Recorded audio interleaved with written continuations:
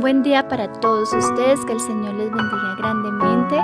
Bueno, gracias al Señor de nuevo, estamos con vida, aún tenemos la oportunidad de refugiarnos a los pies del Señor, donde sabemos que solo en Él encontramos esa paz y ese descanso que necesitamos. Y queremos compartir con cada uno de ustedes la escuela sabática de esta semana, que estuvo también con un tema maravilloso. Cómo estoy reflejando yo el carácter de Cristo en mi vida, su amor. Cómo estoy dando yo testimonio de cuál es o de qué se trata la conversación cotidiana que yo tengo. Y bueno, es claro que el Señor nos hace un llamado a testificar por Él, ¿no? Entonces vamos a comenzar nuestro estudio, vamos a hacer una pequeña oración allí donde tú estás. Por favor, colócate de rodillas y vamos a elevar nuestra oración al trono de gracia.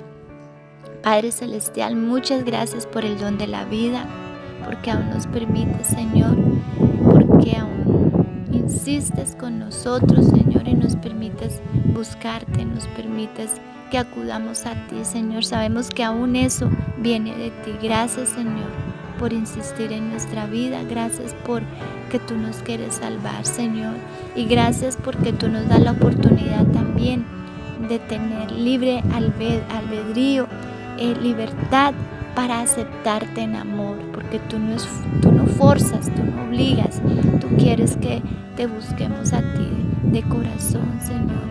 Qué bonita esa experiencia que tú nos brindas, Señor, y queremos pedirte por todas aquellas personas que tal vez aún no han entregado su vida completamente a ti, Señor. Señor, por favor, continúa insistiendo y continúa ayudándonos en esa perfección, Señor, que no hemos alcanzado con seguridad, pero que estamos anhelosos, Señor, de vivir una vida transformada con tu poder. Por favor, acompáñanos en este pequeño estudio, Señor, que tu Santo Espíritu continúe, Señor, haciendo la obra que necesita hacer en nuestras vidas, Señor, para ser utilizados, Señor, por ti, embajadores, podamos ser embajadores tuyos, Señor, en este mundo, Padre. Por favor, úsanos grandemente en la misión que tú tienes para cada uno de nosotros. Rogamos todo, mi Señor, en nombre de Jesús. Amén. Bueno, mis amigos, hermanos, esta semana viene hablando allí el tema compartir la historia de Jesús, y nos convida a memorizar un versículo que es el 1 de Juan capítulo 5 versículo 13. Dice: estas cosas os he escrito a vosotros que creéis en el nombre del Hijo de Dios, para que sepáis que tenéis vida eterna, y para que creáis en el nombre del Hijo de Dios, ¿no? Entonces sabemos, y viene hablando que como se trató en temas anteriores, nada argumenta más elocuentemente en favor del poder del Evangelio que una vida cambiada, transformada.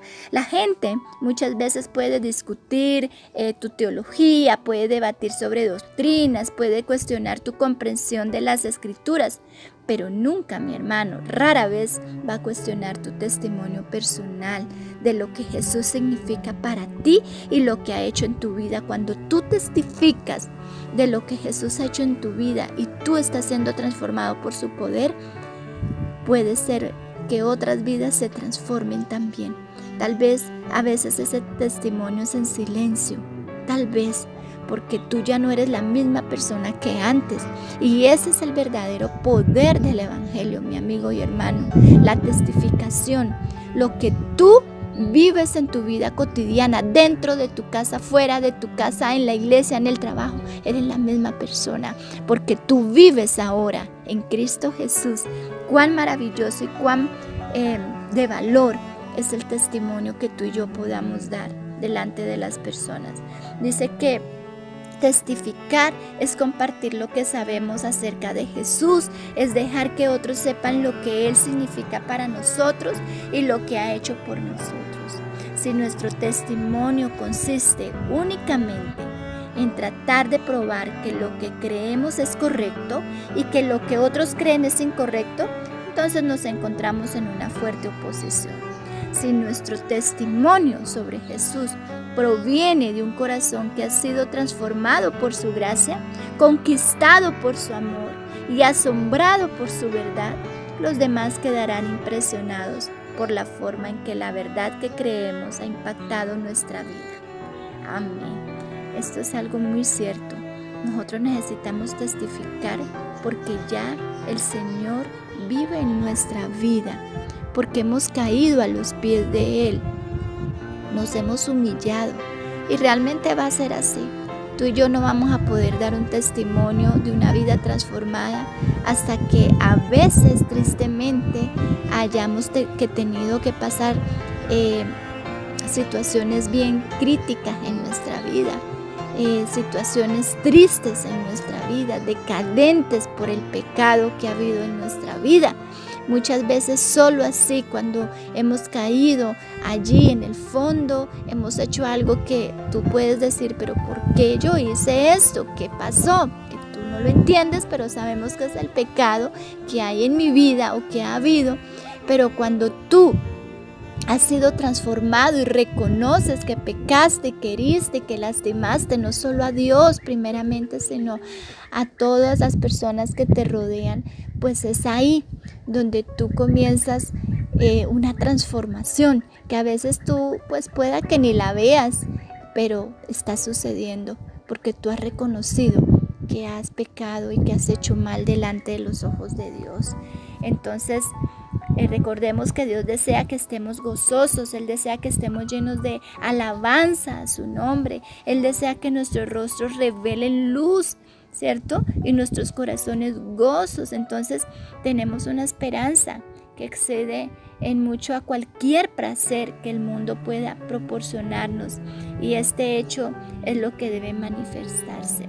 Entonces, ¿por qué muchas veces no habrá de ser pleno nuestro gozo sin que falte ninguna cosa?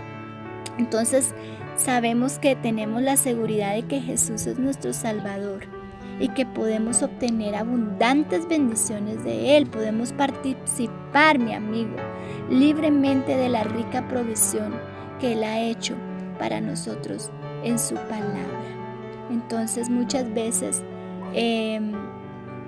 nosotros pensamos que estamos sin nadie, nos sentimos tristes, nos sentimos agobiados, pero por eso hice esta pregunta: ¿por qué no habrá de ser pleno nuestro gozo sin que falte ninguna cosa? ¿Por qué? Si tenemos la oportunidad de que ese gozo sea completamente en nuestra vida, sea de verdad un gozo, aún en la tribulación y aún en el dolor, porque tenemos la seguridad de que nosotros somos hijos de Dios, porque yo he entregado mi vida a Él.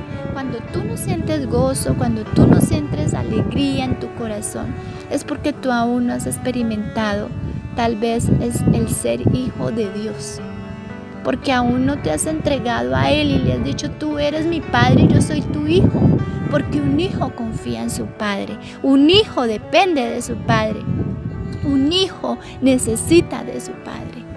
Y esa debe ser nuestra experiencia. Cuando yo me entrego a Él y yo acepto que Él es mi padre, que yo soy su hijo y que necesito de Él con una necesidad abundante, pues yo voy a esperar en Él y yo voy a entender que en Él hay solución a todo lo que yo necesite, si Él también desea, ¿no? Porque el Padre no siempre da todo lo que queremos cuando somos hijos, ¿no? El Padre también reprende, el Padre también espera a nuestros pedidos muchas veces y no siempre nos da lo que queremos. Esa es la misma situación con nuestro Padre Celestial, aún más porque Él sabe realmente lo que necesitamos. Entonces viene hablando también cómo Jesús debe ser la base de nuestro testimonio, ¿cierto? Y sabemos que como cristianos todos tenemos una historia personal que contar, una historia sobre cómo Jesús cambió nuestra vida y lo que ha hecho por nosotros. Si nosotros leemos allí, nos hace la invitación de leer Efesios capítulo 2 del 1 al 10, vemos cómo somos o éramos antes de conocer a Cristo. desde Efesios capítulo 2, del 1 al 3, entenderemos cómo éramos antes de conocer a Cristo. Y a partir del versículo 4 hasta el versículo 10, vamos a encontrar cómo fuimos o somos después de conocer a Cristo. Entonces, qué cambio tan asombroso. Dice que antes de conocer a Cristo estábamos muertos, ¿no? Dice allí el versículo, en delitos y pecados, siguiendo la corriente de este mundo, haciendo la voluntad de la carne, ¿cierto? Y éramos por naturaleza hijos de la ira, dice el versículo. En pocas palabras, antes de conocer a Cristo, deambulábamos sin rumbo por la vida en una condición perdida. Qué tristeza nuestra condición, ¿cierto? Y es posible que hayamos experimentado lo que parecía ser felicidad muchas veces, pero tal vez tú sentías una angustia en tu alma y un propósito incumplido en nuestra vida. Pero acudir a Cristo y experimentar su amor marcó toda la diferencia. Ahora en Cristo estamos verdaderamente vivos a través de las abundantes riquezas de su gracia y su rica misericordia. Es maravilloso, mis amigos hermanos, cuando nosotros encontramos en Cristo un nuevo significado de vida, un nuevo propósito, ¿no? Por eso allí en Juan dice que en Él estaba la vida y la vida era la luz de los hombres. Seguramente yo pienso que muchos de ustedes que están escuchando este mensaje han pasado por circunstancias donde tal vez teniéndolo todo, ¿no? Dinero, estabilidad, no sé, tantas cosas que el mundo puede ofrecer y también que Dios en su misericordia nos permite, pero muchas veces sentirnos vacíos, sin ánimo de nada, como que algo hace falta, como que ¿qué es lo que pasa que no me siento completo? Pues lo que pasa es que tal vez tú no has encontrado o no habías encontrado la verdadera fuente de vida, aquel que sacia, aquel que en el cual encuentras la paz que necesitas, la reconciliación que necesitas, la satisfacción que necesitas. Muchas veces nosotros como seres humanos colocamos todo, nuestra vida, nuestro ser, nuestros pensamientos, nuestro amor, pareciera que era amor en otra persona, pero no puede ser. Todos nuestros afectos deben ser primeramente hacia Cristo para que tú te sientas completamente lleno, para que tú puedas también transmitir a otra persona de ese amor que Jesús te da. Recordemos que si tú y yo no estamos en esa comunión con el Señor, yo no tengo ese amor de Él, yo no doy amor para Él, pues yo no puedo dar amor a otra persona, porque yo no sé qué es amar. Yo solo voy a saber qué es el amor cuando yo comience a amar a mi Salvador. Y cuando yo comience a entender el grande amor que Él tiene para mí, que en respuesta, entonces yo voy a hacer todo para Él, incluso amar a otra persona, dar todo para otra persona sin esperar nada a cambio. Ahí es donde muchas veces nosotros fallamos, porque todos nuestros afectos están hacia algo o hacia alguien. Y no puede ser así, porque en algún momento nos vamos a chasquear, en algún momento nos vamos a sentir que qué está pasando en mi vida, qué estoy haciendo, o mi matrimonio se terminó, o no me siento satisfecho, porque nunca hemos tenido esa experiencia con Cristo.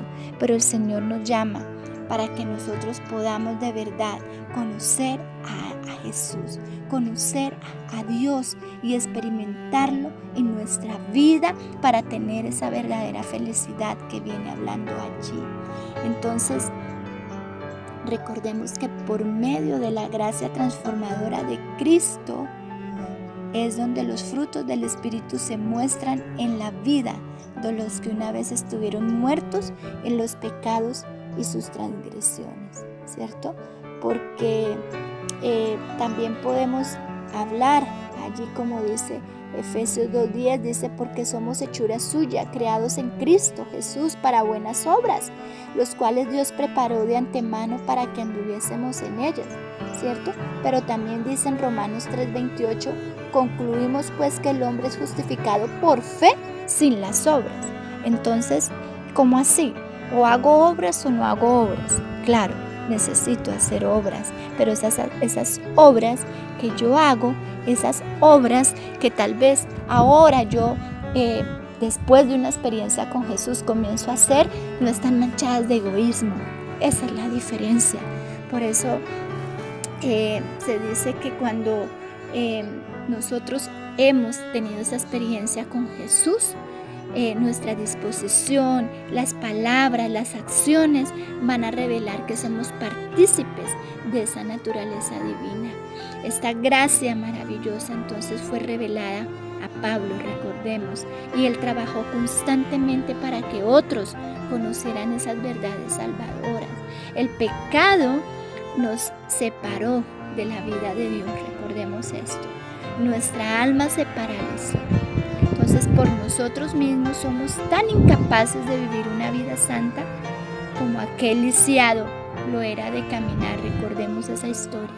Y son muchos los que comprenden su impotencia y anhelan esa vida espiritual que los pondrían en armonía con Dios. Luchan muchas veces en vano para obtenerla. Alcen la mirada, dice el Señor, estas almas que luchan, presa de la desesperación. Y el Salvador nos va a ayudar, mi querido amigo y hermano. Cuando yo me siento inadecuado, cuando yo me siento que algo pasa en mi vida, que no puedo, que lucho, que quiero hacer algo bueno y que no me da resultado, no se preocupe. Continúe alzando su mirada a Cristo. Y recuerde que en el momento que usted le ha dicho al Señor, Señor, yo no quiero estar más en esa condición, en pecado en mi vida, llena de debilidades, llena de defectos terribles, llena de egoísmo, de orgullo, de vanagloria, de falta de fe, de murmuración, de estar criticando y murmurando. Estoy tan mal en mi vida, Señor, pero yo no quiero más ser así, Padre.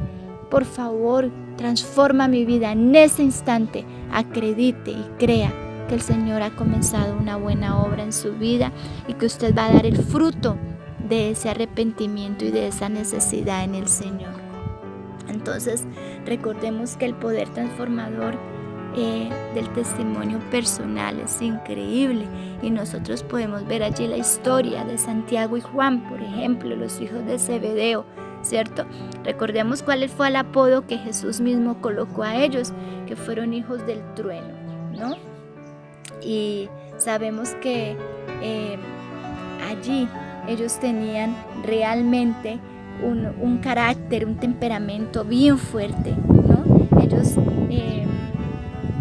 tomaban decisiones apresuradas, tal vez para no ponerme a contar todo lo que ellos manifestaron delante de Jesús, pero sabemos que en ese ímpetu que ellos tenían, en ese orgullo y en esa soberbia, ¿no? Y en esa rabia e ira que manifestaban, pues Jesús los ganó en su gran amor.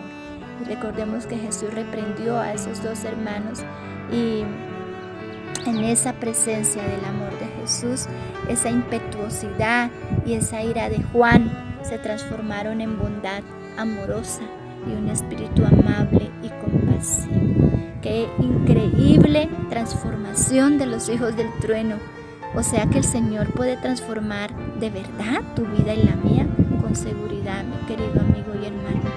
Cualquiera que sea tu debilidad y tu pecado, lo más terrible que tú hayas hecho allí en tu vida, yo no sé qué es, rinde tu vida a Dios, a Cristo Jesús, humíllate delante de Él. A veces, tal vez ni siquiera tú quieras hacer eso, de humillarte, pero el Señor insiste o permite algunas situaciones en las cuales tú tienes que caer de rodillas y pedir perdón y abatir allí el orgullo, como dice el Señor en su palabra, y en ese momento vamos a poder ser rescatados, mi amigo y hermano. Entonces no se preocupe cuando usted tenga que ser humillado, pisoteado, cuando hablen de usted, cuando alguien te humille, cuando tal vez usted está pasando por una situación terrible en su vida. Son los métodos también que el Señor usa para que no te pierdas y también para salvar a otras personas. Recuerda eso, que es así como tristemente a veces nosotros los seres humanos reaccionamos con urgencia, porque la necesidad debe ser urgente, mis amigos, de una transformación genuina, no para aparentar, no para que digan que yo soy así santito, buenón, no para eso, mi amigo y hermano, no para que me elijan en la iglesia a ocupar un cargo, no para que me elijan en algún puesto, no, mi amigo. Nosotros necesitamos ser fieles, honestos, leales, transparentes ante los ojos de Dios. Puede hacer que el enemigo utilice una situación para deshonrar hasta lo que tú estás haciendo. Bueno, puede ser también la situación. No te abatas, sigue adelante y confía que tú estás en las manos de Dios, tu vida está en las manos del Señor y Él te va a continuar ayudando y Él te va a continuar dando sabiduría. Recuerda que Él también nos protege, que Él nos ayuda y que Él nos liberta en el momento propicio también, porque sabemos que también el enemigo está rugiente y cuando tú, mi amigo, tomas la decisión de servir y de testificar a Cristo en tu vida, es donde el enemigo más se enfurece y puede utilizar hasta los de tu misma, como podemos decir, vínculo, círculo, familia incluso. Pero continúa creyendo, continúa fortaleciéndote en la palabra, en la oración y en mirar al Salvador que te va a ayudar y te va a rescatar. Entonces, recordemos que el Señor viene también hablándonos allí de quiénes fueron los primeros misioneros que Jesús envió. Me pareció tan interesante y es así, tan lindo, ¿no?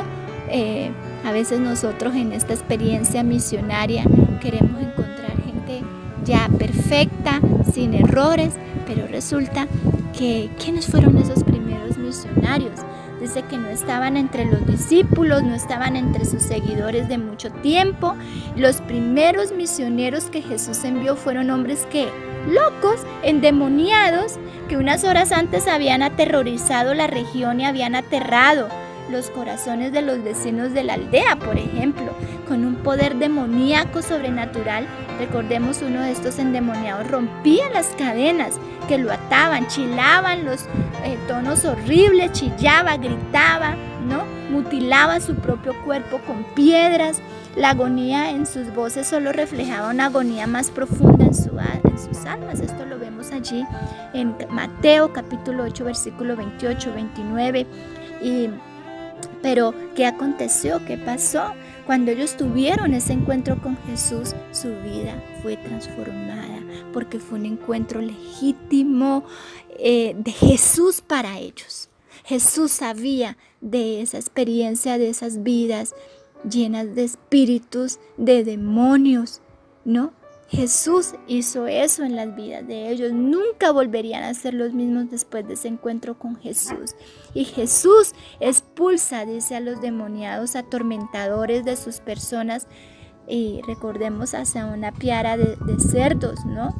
Que luego se despeñaron en un acantilado hacia el mar. Y esa fue una experiencia que pasó allí. Entonces, estos hombres fueron transformados por el poder de Cristo, ¿cierto? Y después vemos cómo el pueblo encontró sentados a estos hombres a los pies de Jesús, escuchando cada palabra de la boca del Maestro. Y debemos tener en cuenta que el Evangelio allí de Mateo dice que había 2 endemoniados, mientras que el Evangelio de Marcos proyecta la historia en solo uno de los 2. Pero el punto es que Jesús los restauró a los 2. Primero física, mental, emocional y espiritualmente. El Señor tuvo que haber tenido ese encuentro con ellos increíble en esa necesidad. Yo me imagino cuando el Señor encuentra a esa persona viciada, demoniada, quién sabe qué atrocidades haciendo hasta con su mismo cuerpo, con otras personas, mis amigos. Ese es el pecado. Y ese es el mismo enemigo que puede destruir una vida. Pero yo me imagino al encuentro con Jesús, seguramente que esos hombres tuvo que haber expresado en algún momento una necesidad de Jesús. Yo pienso esto. Jesús tuvo que ver el sufrimiento de esos hombres aún en ese endemoniado, claro que sí. Y es el mismo sufrimiento que nosotros vemos en aquellas personas que están muertas en delitos, en esquizofrenias, en drogas, en prostitución, y están allí sufriendo y con gran necesidad, y ellos sufren. Es así, o el que adultera, o el que miente, o el orgulloso, es igual. El pecado es el mismo, es pecado. Y que el Señor está ahí para restaurarle, pero que la persona de alguna manera necesita en su corazón, en su mente, decir: necesito ayuda. Y aún estos demoniados, yo creo que ellos expresaron una necesidad. Ellos tuvieron que haber expresado una necesidad. Porque el que no quiere definitivamente nada con Dios, el Señor también dice que lo deja, que no puede hacer nada porque no lo puede obligar.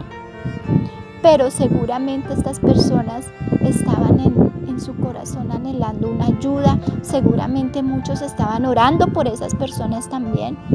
Tuvo que haber pasado algo para Jesús también manifestar allí su poder con esos dos hombres y ser usados como misioneros para Él y para el Evangelio y para gloria de Él y para testificar con seguridad, que es lo que viene hablando también nuestra escuela sabática.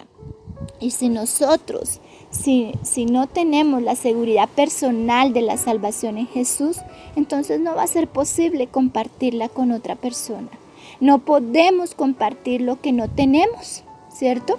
Hay cristianos concienzudos que viven en un estado de incertidumbre perpetua, preguntándose si alguna vez serán lo suficientemente buenos como para ser salvos, dice allí. Como un sabio y viejo predicador dijo una vez: cuando me miro a mí mismo no veo posibilidad de ser salvo. Cuando miro a Jesús no veo posibilidad de perderme. Amén. Qué lindo, mi amigo y hermano. Entonces las palabras del Señor resuenan con certeza a través de los siglos. Mirad a mí y sed salvos, todos los términos de la tierra, porque yo soy Dios y no hay más. Entonces nuestro Señor quiere que cada uno de nosotros se regocije en la salvación que Él ofrece tan libremente. Él anhela que experimentemos lo que significa ser justificados por su gracia y estar libres de la condenación que trae la culpa del pecado. Oh, mi amigo y hermano, qué maravilloso es poder de verdad sentirnos libres y justificados, porque ya uno pagó todo por nosotros. Hubo uno que dio su vida y que de verdad es su deseo incesante cada día, cada momento, cada segundo, que tú y yo podamos ser salvos. Entonces recordemos que todo aquel que entrega su alma a Cristo no necesita desesperarse. Tenemos un Salvador todopoderoso. Y recordemos que mirando a Jesús, el autor y consumador de nuestra fe, vamos a poder decir: Dios es nuestro amparo y fortaleza, nuestro pronto auxilio. ¿En dónde? En las tribulaciones. Por tanto no temeremos, aunque la tierra sea removida y se traspasen los montes al corazón del mar, aunque bramen y se turben sus aguas y tiemblen los montes a causa de su braveza. No temeremos, dice el Señor allí en Salmos, capítulo 46, de Salmo maravilloso. Entonces, mis amigos, tengamos más confianza en nuestro Redentor. No nos apartemos de las aguas del Líbano para buscar refrigerio en cisternas rotas que no pueden tener agua. Debemos tener fe, mis amigos, en Dios. Él es el infinito en poder y puede salvar a todos los que se alleguen a Él o lo busquen. Entonces no hay otro en quien podamos confiar en seguridad, solo en Cristo Jesús.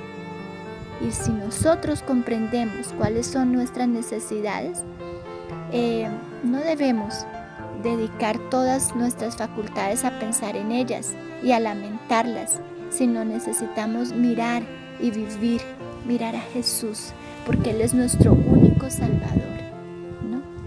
Millones de personas necesitan ser curadas, pero muchas veces rechazan la misericordia que se les ofrece. Millones de personas necesitan ser salvas, restauradas, liberta de vicios y pecados, de muerte, pero rechazan también, ¿no? Y es lo que quiere muchas veces el enemigo.